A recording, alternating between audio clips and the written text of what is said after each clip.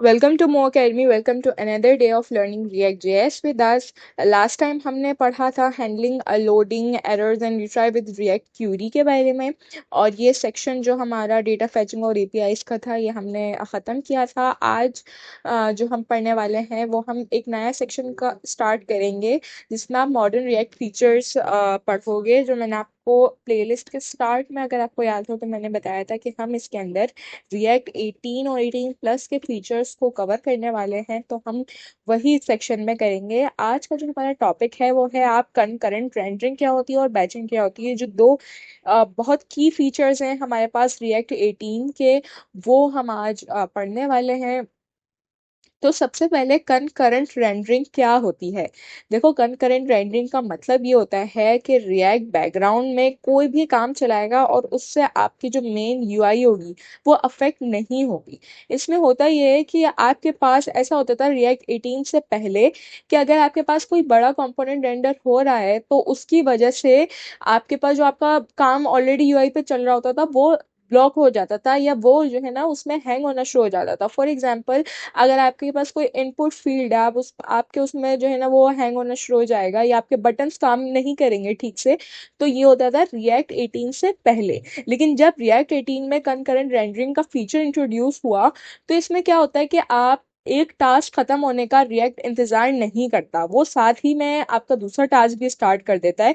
और फिर वो दोनों टास्क जो है, आप ये समझ लो कि आप वो दोनों टास्क साथ में चल रहे होते हैं। अब उसमें होता ये है कि उसमें वो प्रेफरेंस इसको रखता है कि जो काम ज़्यादा अर्जेंट और ज़्यादा इंपॉर्टेंट होता है। इसकी एग्जांपल आप इस तरीके से ले सकते हो कि फॉर एग्जांपल अगर आज जो है ना वो कोई एक सिंपल सी एग्जांपल से अगर इस चीज़ को समझें कि अगर आप कोई साथ में आप लिख रहे हो और साथ में आप कोई कुकिंग भी कर रहे हो, तो आप जैसे लिख भी रहे हो साथ में कुकिंग भी कर रहे हो। जब कुकिंग में टाइम आया आपके पास दूसरे इंग्रेडिएंट्स डालने का, आपने वो डाले राइटिंग को रोक कर, फिर आपने राइटिंग को कंटिन्यू कर लिया। मतलब ये कि दो टास्क साथ में चल रहे हैं लेकिन उसमें साथ साथ काम हो रहा है। उसमें ऐसा हो सकता है कि ओवरलैपिंग पीरियड पे वो टास्क कंप्लीट होते हैं। उसमें अब आप देखो, आपने राइटिंग भी कर रहे हो साथ में आपने कुकिंग भी करी।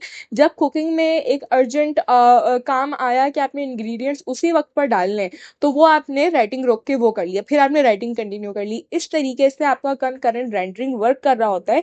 इसका फायदा ये होता है कि आपकी यूआई पर ना कोई ब्लॉकेज नहीं आती है। आपका बैकग्राउंड में आपकी कंपोनेंट्स की रेंडरिंग चल रही होती है, काम चल रहा होता है, और यूआई भी आपकी ब्लॉक नहीं होती है। तो ये रिएक्ट 18 में एक बहुत मेजर फीचर इंट्रोड्यूस करवाया था रिएक्ट 18 ने। इससे आपकी परफॉर्मेंस में बहुत फ़र्क आया, आपकी स्पीड में बहुत फ़र्क आया, आपकी एप्लीकेशन की बहुत बेहतर हो गई।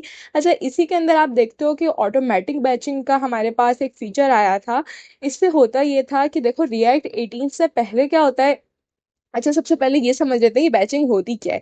बैचिंग में क्या होता है, जब रिएक्ट जो है ना वो 2 से 3 या मतलब मल्टीपल स्टेट अपडेट्स को जो है ना वो ग्रुप कर लेता है एक सिंगल रेंडर में।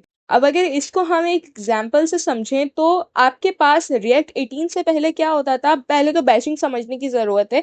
तो मेरे पास अगर यहाँ पर कोई भी स्टेट है जिसको मैं अपडेट करना चाहूँ, लेट से कोई एक स्टेट है ए, इसको मैंने अपडेट किया, इसको मैंने 1 से अपडेट किया, और मेरे पास कोई भी स्टेट है बी, ठीक है, इसको मैंने यहाँ पर अपडेट किया, ठीक है।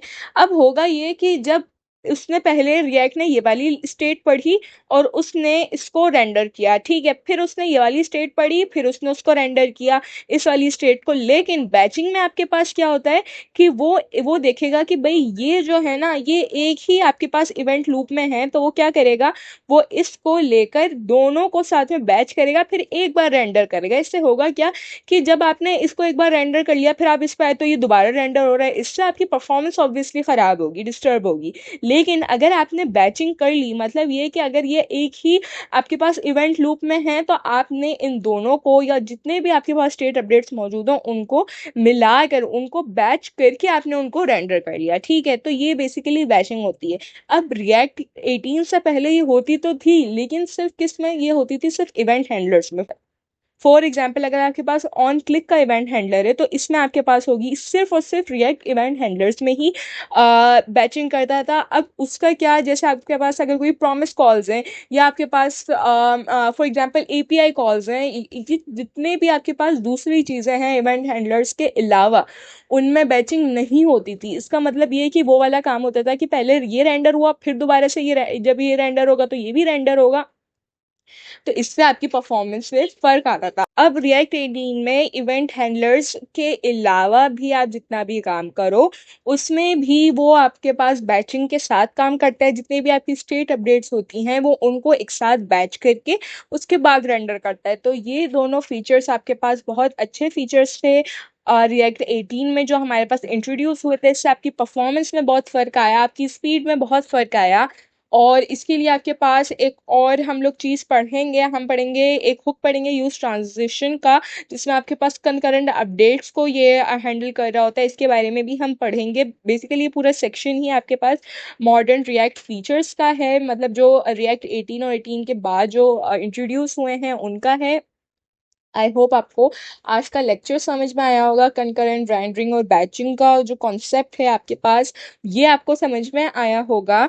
आपकी कोई भी कंफ्यूजन हो आप वो कमेंट सेक्शन में हमसे पूछ सकते हो। कोई सजेशन या फीडबैक देना हो तो वो भी आप हमें कमेंट सेक्शन में दे सकते हो। हमारे ये सारे कोड और नोट्स आपको गिटहब लिंक पे। अच्छा, एक चीज़ जो मैंने आपको नहीं बताई वो ये थी कि देखो आपके पास जो कंकरेंट रेंडरिंग होती है, इसमें क्या होता है कि आपके पास ये जो लिखी हुई है ना लाइन क्रिएट रूट, ये आपके पास कंकरेंट रेंडरिंग को आपके पूरी एप्लीकेशन में अलाउ करती है। इससे पहले हम क्या करते थे, इससे पहले हम लोग रेंडर यहाँ पर यूज होता था, यहाँ पे क्रिएट रूट यूज नहीं होता था। उसकी वजह से आपके पास कंकरेंट रेंडरिंग यहाँ पर नहीं थी। लेकिन जब आप क्रिएट रूट लिखते हो तो इसका मतलब ये है कि आप कंकरेंट रेंडरिंग अपने एप्लीकेशन में यूज कर सकते हो। ठीक है, तो ये एक छोटी सी चीज़ मेरे से मिस हो गई थी, अभी मुझे याद आई।